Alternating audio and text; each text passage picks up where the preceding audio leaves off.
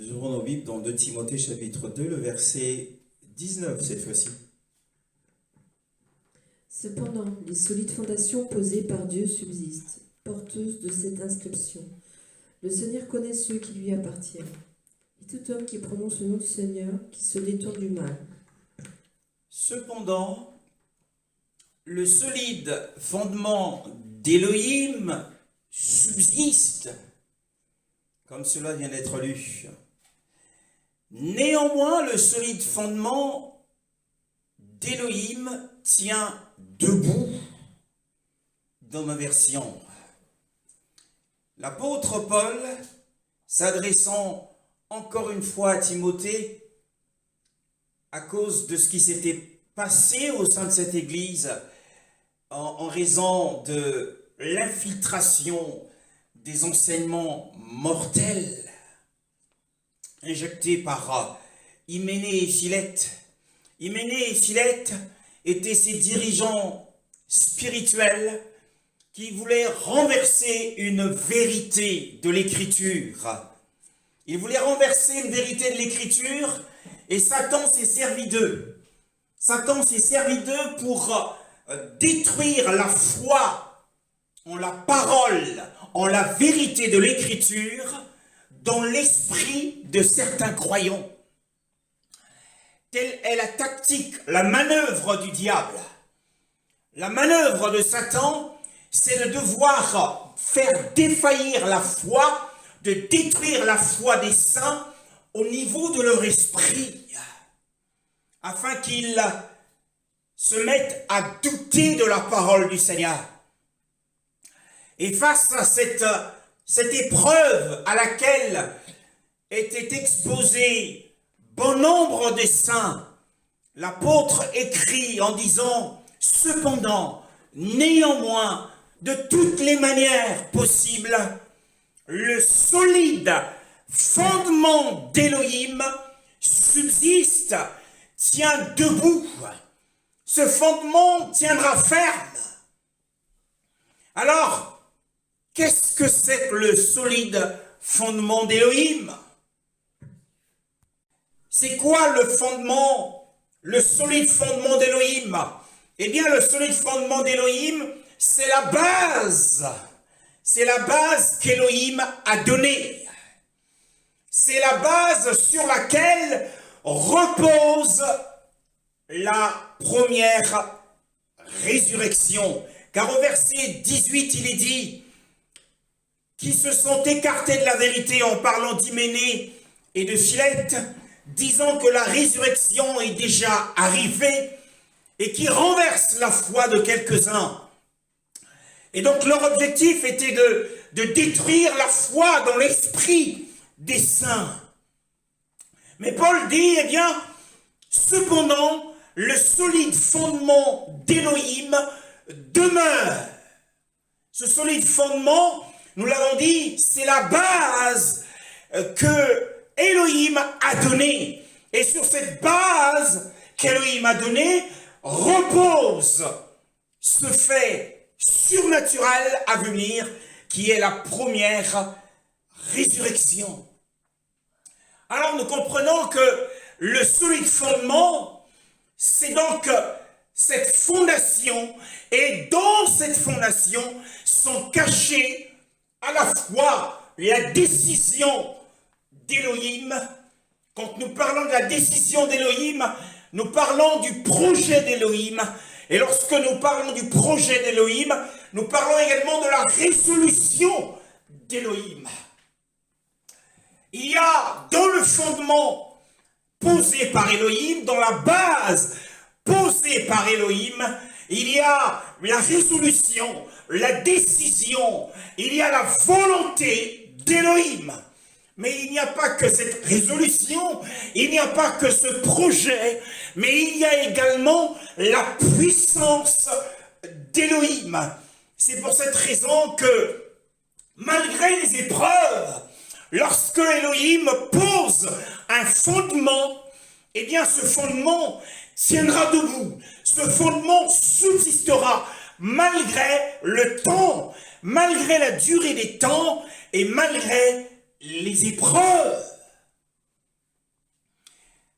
ce principe est valable pour toutes les promesses du Seigneur. Bien-aimés dans le Seigneur, la première résurrection à venir repose sur ce solide fondement. Et ce solide fondement n'est autre que la promesse que Yahushua, le Mashiach, nous avait donnée. Et avant d'aborder ce sujet, nous comprenons que rien ne peut ébranler. Rien ne peut ébranler ce que Elohim, qui est la vérité, a dit. Rien dans ce monde, aucune épreuve ne peut ébranler ce que Elohim, qui est la vérité, a dit. Et ce qu'il a dit, sa puissance l'accomplira assurément. Sa puissance l'effectuera sûrement. Car la Bible dit que sa parole, nous comprenons que sa parole est un fondement sur lequel doit être bâtie la maison de la foi. Ainsi, la foi de quelques-uns fut renversée parce qu'ils n'avaient pas compris que les promesses du Seigneur constituent un fondement solide et que rien ne peut ébranler, rien ne peut détruire, rien ne peut renverser ces promesses. Bien-aimés dans le Seigneur, Yahushua, avant sa montée vers le Père, a dit, voici les miracles qui accompagneront ceux qui auront cru. En mon nom, ils chasseront les démons et ils saisiront les serpents et ils parleront en d'autres langues et ils imposeront les mains aux malades et les malades seront guéris. Avant son départ, Yahushua a posé cette base. Et nous avons compris que la base ici, c'est la promesse du Seigneur. Mais c'est une base solide. Et dans cette base, et dans la promesse du Seigneur, sont cachées la résolution du Seigneur, la décision du Seigneur et la puissance pour accomplir ce qu'il a déclaré.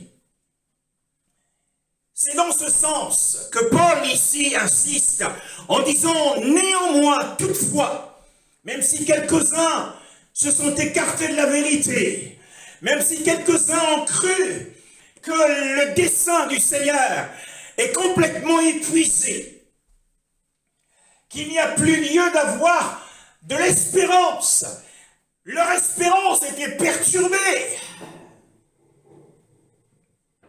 L'espérance de la première résurrection. Les bien-aimés se posaient énormément de questions.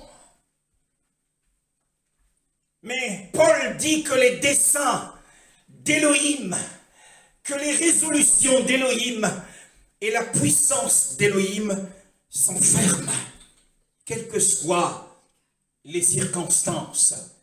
Eh bien, résolution et puissance tiendront debout. Alors nous allons dans Jean chapitre 5, le verset 26 à 29. En vérité, je vous le dis, l'heure vient, et elle est déjà là, où les morts entendront la voix du Fils de Dieu, et ceux qui l'auront entendu vivront. En effet, tout comme le Père a la vie en lui-même, ainsi il a donné au Fils d'avoir la vie en lui-même. Et il lui a donné aussi le pouvoir de juger, parce qu'il est le Fils de l'homme. Ne vous en étonnez pas, car l'heure vient où tous ceux qui seront dans les tombeaux entendront sa voix.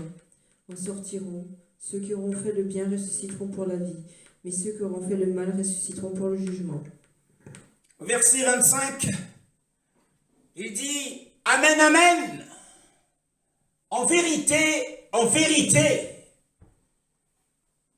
il le dit doublement. Amen, Amen. en vérité. Et lorsqu'il se révèle à l'ange de l'église de Laodicée, il dit, voici ce que dit l'Amen. Ce que dit le fidèle et véritable et le commencement de la création d'Élohim. Il est l'Amen. Alors l'expression Amen, Amen signifie la décision de son caractère. La décision de son caractère immuable. Son caractère qui ne change pas d'un iota. Car il est l'Élohim de la vérité qui ne varie pas comme peut varier l'ombre au point du jour. Il dit ici en réalité que mon caractère, ma décision dépend de mon caractère. Lorsqu'il dit Amen, Amen, il dit que ma décision dépend de mon caractère. Et mon caractère ne change pas.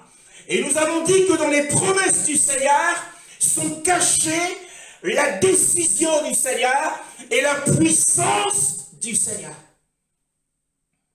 Et lorsqu'il est écrit que par ses meurtrissures, nous avons été guéris, eh bien cette promesse tiendra ferme, quelles que soient les circonstances.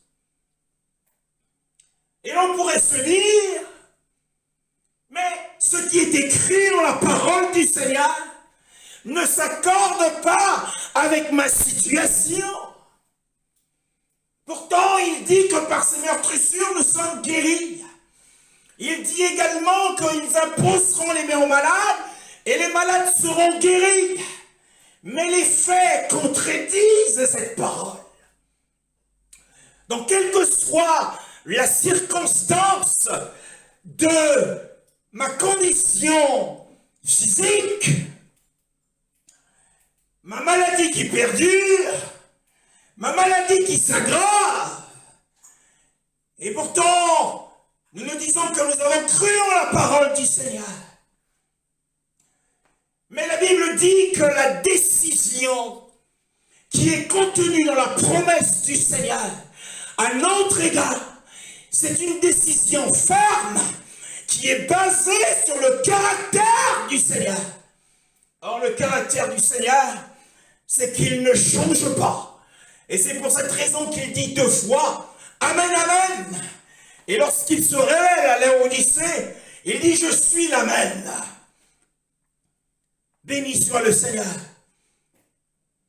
Alors que dit-il ici? Il dit « Je vous le dis ». Il donne un témoignage. Il déclare une affirmation. Qu'affirme-t-il? Il dit l'heure vient. Quelle est cette heure qui venait? Quelle est cette heure qu'il annonçait qui venait? Eh bien, c'était l'heure de la Pentecôte. L'heure vient, dit-il, à la Pentecôte. Eh bien, Pierre, rempli du Saint-Esprit, a tenu un serment qui a transpercé les cœurs de plus de 3000 personnes qui étaient présents ce jour-là à Jérusalem. Ils étaient présents et Pierre, rempli du Saint-Esprit, a prêché à ces hommes qui étaient spirituellement morts. Et ils ont entendu la voix du Fils d'Élohim et ils sont venus à la vie. C'est pourquoi il dit Amen, Amen. Ma décision qui dépend de mon caractère qui ne change pas, l'heure vient. Et cette heure qui venait, c'était le jour de la Pentecôte. Lorsque le vent a soufflé dans la chambre haute, eh bien, et que les disciples furent remplis du Saint-Esprit, et qu'il y eut des flammes, des langues de feu au-dessus de leur tête. L'heure vient, et elle est même déjà venue. Et lorsqu'il dit qu'elle est même déjà venue, il faisait référence à son ministère. Au cours de son ministère, beaucoup d'hommes et de femmes l'ont suivi. Beaucoup sont passés des ténèbres à la lumière. ceux qui ont cru en lui étaient passés de la mort à la vie. Et il dit où les morts ici, vous l'avez compris, ce sont les morts spirituels. Ceux qui, dans leurs conditions spirituelles, n'avaient pas la lumière divine. Il était la lumière du monde. Et les morts entendront la voix du Fils d'Élohim, et ceux qui l'auront entendu vivront. Ce n'est pas tout le monde qui avait entendu le Seigneur. Et ce n'est pas tout le monde qui entend encore aujourd'hui la voix du Fils d'Élohim à travers l'évangile, à travers ses serviteurs. Au verset 26, il dit, car comme le Père a la vie en lui-même, ainsi il a donné au Fils d'avoir la vie en lui-même. Oh, bien-aimé dans le Seigneur, nous savons qu'Adam, parce qu'il avait entendu, il avait accepté les suggestions du vieux serpent. Adam, parce qu'il avait écouté la voix du vieux serpent, l'incrédulité au sujet des paroles d'Élohim est entrée dans son cœur, parce qu'il était incrédule, parce qu'il avait douté de la parole du Seigneur.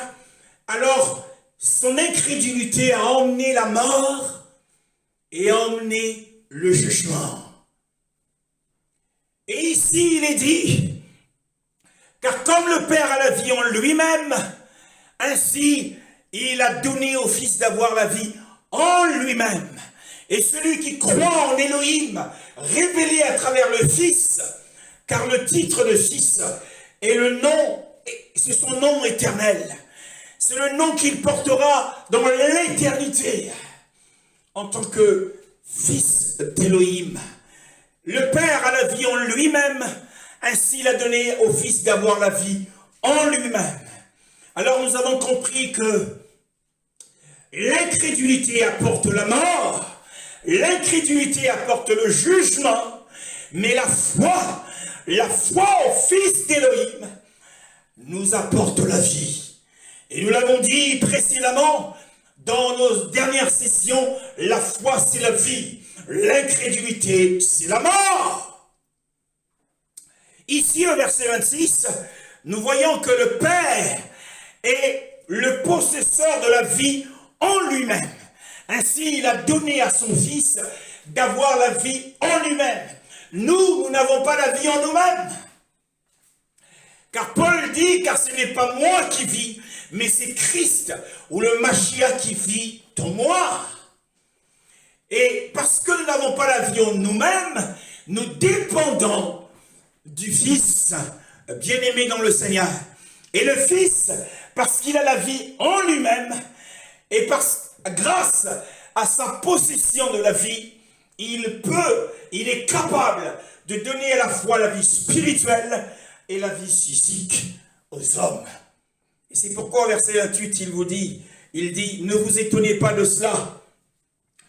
Ne vous étonnez pas, nous dit en effet Yeshua, du fait que j'ai le pouvoir de vie, du fait que j'ai le pouvoir de juger. À quoi cela fait-il allusion? Au verset 27, il dit, il lui est donné le pouvoir de juger, parce qu'il est le Fils d'humain. Eh bien, cela nous fait allusion au récit de Daniel, chapitre 7, le verset 14 et le verset 18. Pendant que je regardais dans mes visions nocturnes, quelqu'un qui ressemblait à un fils de l'homme est venu avec les nuées du ciel.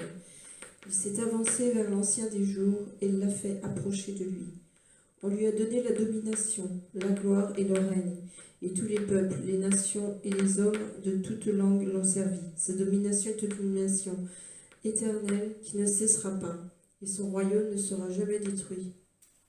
Verset 18. Cependant, les saints du Très-Haut recevront le royaume, et ils le posséderont éternellement d'éternité en éternité. Oui, les saints d'Élohim recevront le royaume, et ils posséderont le royaume éternellement, d'éternité en éternité. Alors apparut dans le ciel un fils d'humain. Il s'approcha de l'Ancien des jours, et ce fils d'humain est fait allusion à Yehoshua, ici c'est Yehoshua bien entendu, comme il le dit lui-même dans Jean chapitre 5, que nous avons lu le verset 27, il le dit, il a été donné au Fils de juger. Et au verset 27, je le relis, il lui a donné le pouvoir de juger parce qu'il est le Fils d'humain. Et nous avons vu dans Daniel que le Fils d'humain s'est approché de l'ancien de jour pour recevoir la domination, pour recevoir la puissance et le règne, bien-aimé dans le Seigneur. Alors, c'est pour cette raison qu'il dit aux Juifs, ne vous étonnez pas de cela. Ne soyez pas étonnés du fait que moi, concernant cette affirmation que je vous donne, mon pouvoir de vie et mon pouvoir de jugement. Sachez que je suis désigné pour juger l'humanité entière. Et avant ce jugement de l'humanité entière, il commencera par redonner la vie en résurrection à tous ceux qui sont morts, bien-aimés. Il le dit au verset 28, ne vous étonnez pas de cela, car l'heure vient. Ce n'est plus la même heure. Sachez qu'ici, il y a quand le Seigneur parle de l'heure qui vient, hein, il faut comprendre les choses du point de vue d'Élohim. Lorsqu'il parle de l'heure, il y a un grand jour devant Élohim le Père. Et ce grand jour est réparti en heures. Et les heures, aux yeux du Seigneur, une heure est un temps dispensationnel. C'est une dispensation. Car au verset 25, il a dit « l'heure vient ». Il faisait allusion au jour de la Pentecôte, à la descente du Saint-Esprit, à l'inauguration de la dispensation du Saint-Esprit, de la dispensation de la grâce. Et nous voyons que cette heure, l'heure de la grâce, dure depuis plus de 2000 ans. Mais aux yeux du Père, ce n'est qu'une heure. Aux yeux du Fils, ce n'est qu'une heure. Donc aussi longtemps que peut durer, que peut paraître, aussi longtemps que peut paraître cette dispensation ou la longueur de cette dispensation, eh bien, sachez qu'aux yeux du Seigneur, eh bien, une dispensation ne dure qu'une heure. Et au verset 28, il dit, ne vous étonnez pas de cela, ne vous étonnez pas à cause des affirmations que je suis en train de déclarer, à cause de ce que je dis, à cause de ce que je témoigne. Sachons, bien-aimés dans le Seigneur, qu'une promesse donnée par Yehoshua n'est autre que le témoignage de sa déclaration. Et que, en raison de son caractère immuable, il accomplira assurément ce qu'il a promis à ses enfants, bien-aimés dans le Seigneur. Et si nous voulons rester là-dessus, nous le voyons également dans 2 Corinthiens au chapitre 1 et le verset 17 au verset 20. 2 Corinthiens chapitre 1, le verset 17 à 20. En formant ce projet, ai-je donc fait preuve de légèreté, ou bien mes décisions sont-elles purement humaines, de sorte qu'il y aurait en moi à la fois le oui et le non? Aussi vrai que Dieu est fidèle, la parole que je vous ai adressée n'a pas été oui et non. En effet, le Fils de Dieu, Jésus-Christ, que vous avez prêché au milieu de vous, Sylvain, Timothée et moi, n'a pas été oui et non. Au contraire, en lui, il n'y a que le oui. En effet, pour toutes les promesses de Dieu, c'est en lui que se trouve le oui, et c'est donc aussi par lui que nous disons Amen à Dieu pour sa gloire. Oui, c'est par lui que nous disons Amen à Elohim, à sa gloire. Car autant qu'il y a des promesses d'Elohim, en lui est le oui. Bien-aimé, oui, pour Yehoshua, toutes ces promesses demeureront fermes jusqu'au bout, bien-aimé. Et nous savons que l'œuvre de l'ennemi, c'est de nous emmener, comme dans le cas d'Hyménée et de Philette, c'est d'emmener les saints à croire que les promesses du Seigneur deviennent de plus en plus douteuses, qu'il y a matière à hésiter, il y a matière à remettre en question, à remettre en doute les promesses faites par le Seigneur. Ça, c'est l'œuvre de l'ennemi à travers l'esprit des croyants. Et c'est ce qui s'est passé dans cette église que Timothée dirigeait. Hyménée et Philette ont injecté une doctrine mortelle d'incrédulité au point que les esprits des croyants, de certains croyants, eh bien, furent détachés, leur esprit fut détaché de la fermeté contenue dans la promesse du Seigneur. Ici, Paul nie une seule chose. Il nie qu'il n'est pas comme un homme selon la chair. Il nie qu'il n'est pas un homme changeant, car il avait formé le dessein, le projet de se rendre près d'eux. Et il dit, mais ce n'est pas parce que j'ai formé ce dessein et que je serai emmené à changer d'avis plus tard. Nous savons qu'avec les hommes, ils vous promettent une chose aujourd'hui, demain ils pourraient changer d'avis en raison des circonstances et des aléas de la vie. Mais Paul dit que cela vient de la chair, que les desseins de la chair sont changeants. Mais Paul, ici, il défend son attitude. Il dit que je ne suis pas changeant, comme Yeshua lui-même n'est pas changeant dans son caractère. Bien-aimé dans le Seigneur, son caractère ne change pas. Il ne changera pas. Donc ce qu'il a promis, sachez que dans la promesse, encore une fois, dans la promesse du Seigneur, quelle que soit cette promesse, en fonction de votre situation, ici nous sommes en train, en réalité, de parler de la promesse de la première résurrection, qui doit notamment stimuler les croyants à persévérer jusqu'au bout. Mais quel que soit le problème par lequel vous passez, l'épreuve par laquelle vous passez, sachez que les promesses du Seigneur tiendront debout.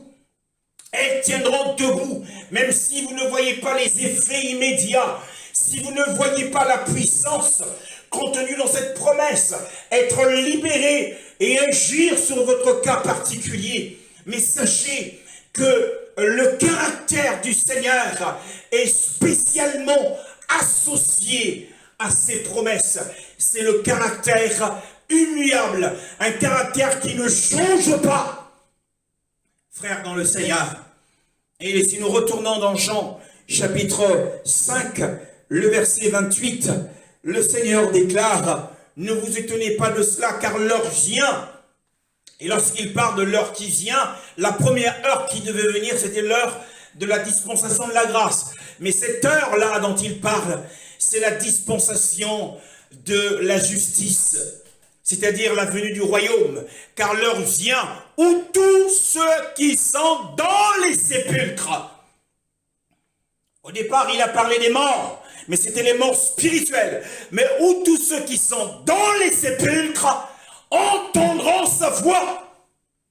Ça, c'est une déclaration qu'aucun homme n'a prononcée. Et ils en sortiront. Bien-aimés, ceux qui auront fait des bonnes choses, des choses bonnes pour la résurrection de la vie, mais ceux qui auront pratiqué des choses mauvaises pour la résurrection de la condamnation.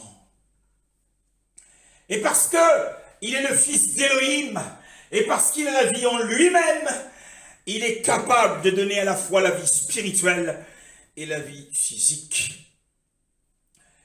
En réalité, le Seigneur est en train de dire, tous ceux qui sont dans les tombeaux, il n'y a aucun corps qui se trouve actuellement dans le tombeau, que ce soit en processus de putréfaction, en processus de corruption, ou rendu déjà à l'état de la poussière. Aucun corps ne sera laissé pour toujours dans le tombeau, dans le sépulcre. Eh bien, lorsqu'il parle du sépulcre, c'est en rapport avec le corps.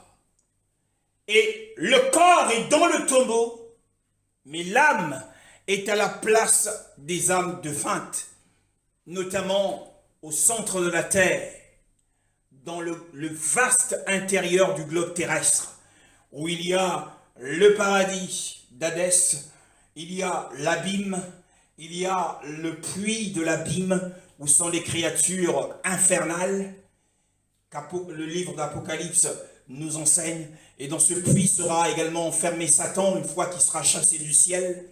Mais il y a aussi le Tartare, le lieu des ténèbres où sont enchaînés les anges qui n'avaient pas gardé leur demeure dans Genèse chapitre 6, mais qui étaient allés avec les filles des hommes. Ces anges sont enchaînés, ceux-là ils seront jugés par les saints. Il y a un jugement à venir de cette catégorie d'anges. Cette catégorie d'anges n'a rien à voir avec la compagnie de Satan. Bien-aimés dans le Seigneur. Et donc, tous ceux qui sont dans les tombeaux, le Seigneur est en train de dire, ici, aujourd'hui, certains entendront la voix du Fils d'Élohim dans l'évangile. D'autres ne l'entendront pas. Mais, tous ceux qui sont dans les tombeaux entendront sa voix les rappeler. Tous les morts, chrétiens ou pas, croyants ou incroyants, tous devront être rappelés du tombeau. Et certains, ils entendront la voix prononcer leur condamnation. Alors c'est pour cette raison que la résurrection de Lazare est un spécimen. La résurrection de Lazare est le miracle suprême. Le miracle suprême de l'évangile qui illustre le passage que nous sommes en train de lire. Parce que Lazare a rappelé, parce que le Seigneur plutôt a rappelé Lazare d'entre les morts. Il lui dit, Lazare, sors! Et la Bible dit que le mort sortit. Il est sorti avec son corps. Ainsi, à l'heure qui est sur le point de venir, les morts, comme autrefois, Yeshua a appelé Lazare, les morts sortiront de leur tombeau. Ils seront vêtus de leur corps pour ne plus jamais être repoussés. Bien-aimés dans le Seigneur. Mais il existe une distinction entre ceux qui vont s'élever, c'est-à-dire la résurrection de la vie, et ceux qui s'élèveront après cela. Il y a une distinction morale et spirituelle, parce qu'on parle de la résurrection de la vie. Et il y a donc la première résurrection des justes, puis viendra la résurrection des incroyants. Puisque Apocalypse chapitre 20, le verset 4, nous le prouve. Ensuite, je vis des trônes, et ceux qui s'y assirent reçurent le pouvoir de juger. Je vis aussi l'âme de ceux qui avaient été décapités à cause du témoignage de Jésus et à cause de la parole de Dieu, de ceux qui n'avaient pas adoré la bête ni son image, et qui n'avaient pas reçu sa marque sur le front ni sur la main. Ils revinrent à la vie, et ils régnèrent avec Christ pendant 1000 ans. Verset 5. Les autres morts ne revinrent pas à la vie, avant que les 1000 ans soient passés. C'est la première résurrection. Oui, c'est la première résurrection que nous enseignons, bien-aimés dans le Seigneur. C'est la résurrection bénie, la résurrection de bénédiction et la résurrection de la récompense. Mais les autres morts ne reprirent pas vie jusqu'à ce que les 1000 ans soient accomplis, bien-aimés dans le Seigneur. Et la condition est ouverte à tous les hommes, à tous les gentils, aux nations, à nous qui faisons partie des nations. La condition pour accéder à cette résurrection, elle est ouverte à tous. Car Yeshua l'a dit, après qu'il ait vu la grande foi du centenier qui lui a dit, dis seulement une parole et mon serviteur sera guéri. Yeshua s'est tourné vers ses disciples, il dit, même en Israël, je n'ai pas trouvé une aussi grande foi. Mais je vous le dis, que il viendra, beaucoup viendront d'Orient, beaucoup viendront de l'Occident et du Midi, et ils s'asseyeront dans le royaume d'Élohim avec Abraham, Isaac et Jacob. Et ça sera la première résurrection, bien-aimés. Alors, la condition est ouverte à tous. Alors, c'est une œuvre de résurrection. L'œuvre de résurrection est considérée comme la principale, car elle attirera tous les regards, elle attirera tous les cœurs, parce qu'elle sera visible. Et l'accès à cette gloire millénaire, dont parle le Seigneur, ne sera pas accordé pour le simple fait que nous avons été croyants sur la terre. Je suis croyant et cela me suffit. Non, bien-aimés dans le Seigneur, car il n'est pas dit dans la parole, lorsque nous lisons les béatitudes du Seigneur, il ne dit pas « bienheureux ceux qui croient, car le royaume des cieux est à eux ». Il ne le dit pas. Il dit plutôt « bienheureux ceux qui sont pauvres en esprit, car le royaume des cieux est à eux ». La pauvreté en esprit parle de l'humilité. Et la véritable humilité se voit à travers notre attitude, à travers les actes, à travers nos paroles. Bien-aimés.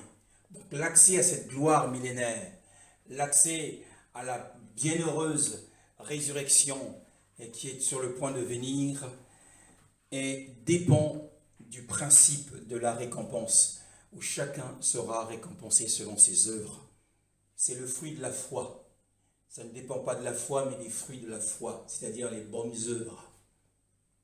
Car Yeshua l'a dit, si nous retournons dans Jean chapitre 5, le verset 29, il le dit, « Ceux qui auront fait des choses bonnes pour la résurrection de la vie, pour avoir accès à cette bienheureuse résurrection, il faut, bien-aimé, avoir accompli des bonnes choses. Mais ceux qui auront pratiqué le mal, que vous soyez serviteurs, que vous soyez servants du Seigneur depuis des années et que vous soyez connus dans le monde, mais si vous avez pratiqué les mauvaises choses, vous avez été au cœur des scandales dans les églises, des divisions, sachez que vous n'allez pas accéder à cette première résurrection. Bien-aimés dans le Seigneur, la résurrection des saints qui a eu lieu lors de la résurrection de Yeshua n'a pas épuisé le dessein d'Élohim. Les promesses qui nous sont adressées dans la nouvelle dispensation. Encore une fois, ne prenez pas les promesses de l'ancienne dispensation pour vous les appliquer. Lorsque vous dites au Seigneur, il est écrit, je connais les projets que j'ai formés sur vous, projets de paix et non de malheur, pour vous donner un avenir et de l'espérance. C'est une promesse qui a été faite à Israël. Prenez les promesses qui ont été faites à l'Église. Surtout à l'Église, il a été dit que c'est par beaucoup de tribulations qu'il nous faut entrer dans le royaume. Mais la guérison, c'est une promesse qui a été faite à l'Église. Il faut la saisir. Dans cette promesse, il y a le témoignage de Yeshua. Dans cette promesse, il y a la décision de Yeshua. Dans cette promesse, il y a la puissance de Yeshua. Quelles que soient les circonstances, quelle que soit la douleur, quel que soit le feu de l'épreuve par lequel nous passons, si nous sommes dans le feu, nous ne devons pas douter de la parole du Seigneur. Il est fidèle. Celui qui a fait la promesse est fidèle, comme l'a dit l'apôtre Paul aux Corinthiens. Celui qui est Elohim est vrai. Il a fait la promesse, il est fidèle. Il l'accomplira en son temps. Alors tenons ferme dans la foi. Ne soyons pas ébranlés. Ne soyons pas perturbés dans notre espérance. Soyons fermes. Tenons ferme jusqu'au bout. Jusqu'à ce que cela se réalise. Nous sachons que Elohim est véritable et qu'il nous aime, bien-aimés dans le Seigneur. Il faut que chacun des croyants se saisisse du casque du salut. Le casque du salut est important. C'est aussi important d'avoir la cuirasse de la foi. Mais le casque du salut est important pour ne pas accepter les suggestions de l'ennemi à notre encontre, qui veut nous dresser contre le Seigneur et qui veut introduire l'incrédulité. Et là où il y a l'incrédulité, il y a la mort. Et là où il y a la mort, eh bien, il y aura un jugement. Bien-aimés dans le Seigneur, nous nous arrêtons ce matin à cela. La persévérance finale des saints, ce qui stimule les bonnes actions aujourd'hui, le véritable cordial, c'est-à-dire le zèle qui vient du cœur, qui nous permet de persévérer jusqu'au bout, c'est le fait que eh bien, la première résurrection se repose sur une promesse. Et cette promesse est un fondement solide, comme le dit l'apôtre Paul. Le solide fondement d'Élohim tient bon. Et ensuite, nous verrons lors de la prochaine session, eh bien, les inscriptions de ce fondement. La Bible parle que le Seigneur connaît ceux qui lui appartiennent. Mais aussi il dit que celui qui invoque le nom du Seigneur, qui s'éloigne de l'iniquité. Nous irons pas à pas. Nous tablerons sur ceux qui appartiennent au Seigneur. Nous verrons cela prochainement. Mais sachant que quel que soit le problème que nous traversons actuellement, eh bien que la promesse que nous avons du Seigneur, que nous tenons de la part du Seigneur, est un solide fondement. Et que ce solide fondement ne sera pas ébranlé par le vent, ne sera pas ébranlé par les torrents, ne sera pas ébranlé par les tremblements de terre. C'est un solide fondement posé par le Seigneur lui-même. Il est le témoin fidèle et véritable. Il est l'amen. C'est-à-dire que sa décision repose sur son caractère immuable, son caractère qui ne change pas. Et assurément, il accomplira sa parole pour nous au nom de Yeshua. Amen.